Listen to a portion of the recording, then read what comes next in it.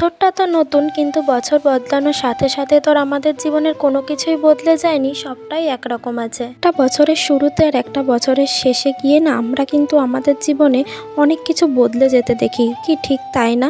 আমরা যেমন ধরো, আমরা এমন কিছু মানুষদেরকে দেখেছি যে তারা আমাদেরকে প্রয়োজন মতো ব্যবহার করে নিয়েছে, কিন্তু আমাকে দিয়ে যখন তাদের প্রয়োজনটা শেষ হয়ে গেছে তারা ঠিক বুঝিয়ে দিয়েছে তাদের স্থানটা কোথায়। যত সময় বেড়েছে আর সময় বাড়ার সাথে সাথে না আমরা সেই প্রয়োজনরূপী মানুষগুলোকে না খুব সুন্দরভাবে চিনেছি। তাদের কোনটা মুখ আর কোনটা মুখোশ সেটা খুব সুন্দরভাবে তারা নিজেরাই চিনিয়ে দিয়েছে।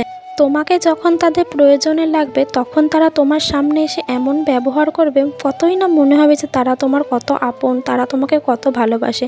কিন্তু যখন প্রয়োজন শেষ হয়ে যাবে আর দরকার পড়বে না, তখন তোমাকে এমনভাবে ছুঁড়ে ফেলবে, তখন না নিজের কাছে নিজেকেই বোকা মনে হয়। ইস, আমি কতটাই না বোকা ছিলাম, তাদের চালাকিগুলোকে ধরতেই পারিনি। মাঝে মধ্যে যখন একা একা বসে ভাবি যে এই মানুষগুলোর জন্য আমরা কতই না কি করেছি, তখন মাঝে মধ্যে মনে হয় যে এই মানুষগুলো আমাদের সাথে এটা করতে পারলো, কেমন করে পারলো, কি জানি তাদের মানসিকতা এরকম হয় কি করে। এটা ভেবে মনে সব থেকে বেশি কষ্ট পায় যে এই মানুষগুলো খারাপ সময়ে কিভাবে আমি তাদের সাহায্য করেছি, কিভাবে তাদের পাশে থেকেছি, আর তারা কিনা আমাকে প্রয়োজনেই ব্যবহার করে নিল, এটাই মনে হয়।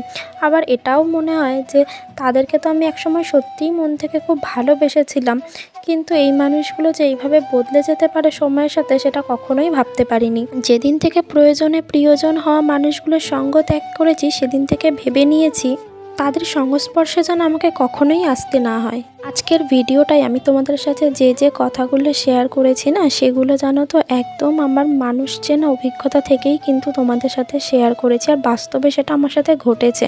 তবে বাদ দাও এসব কথা, আজকে সকাল সকাল ঘুম থেকে উঠে সমস্ত কাজ বাজ রান্না বান্না হয়ে গিয়েছে, তেমন কিছু আর কাজ ছিল, সেই জন্য ভাবলাম আজকে ঘরটা পরিষ্কার করা যাক। আর প্রতি সপ্তাহে না একটা দিন করে আমি ঘর পরিষ্কার করি, কিন্তু এই সপ্তাহে আমার আর সময় হয়ে ওঠেনি, তাই ভাবলাম আজকে যখন হাতে সময় আছে সময়টা নষ্ট না করে আজকে ঘর পরিষ্কার করানোর কাজেই লাগানো যাক। নিজের থাকার ঘরটা যদি সুন্দরভাবে সাজানো গোছানো না থাকে না, তাহলে না নিজের ঘরেই নিজের মন বসতে চায় না।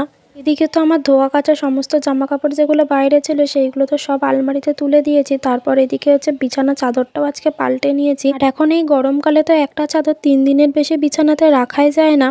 তোমরা আমাকে বেশ কিছু দিদিভাই আর কি কমেন্ট করেছো যে তোমার ঘরের যে ওয়াল স্টিকার আছে এটা কি প্রিন্টিং করা না স্টিকার না কোনো টাইলস লাগানো।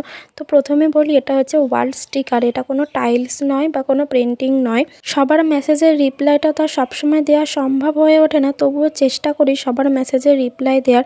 তো সেই জন্য ভাবলাম যে আজকে ভিডিওতেই বলে দেবো যে এটা কি। তো এটা হচ্ছে স্টিকার। আবার অনেকে লিঙ্কও চেয়েছো, কিন্তু এটা না 4-5 বছর আগের, তো লিঙ্ক আমার কাছে নেই।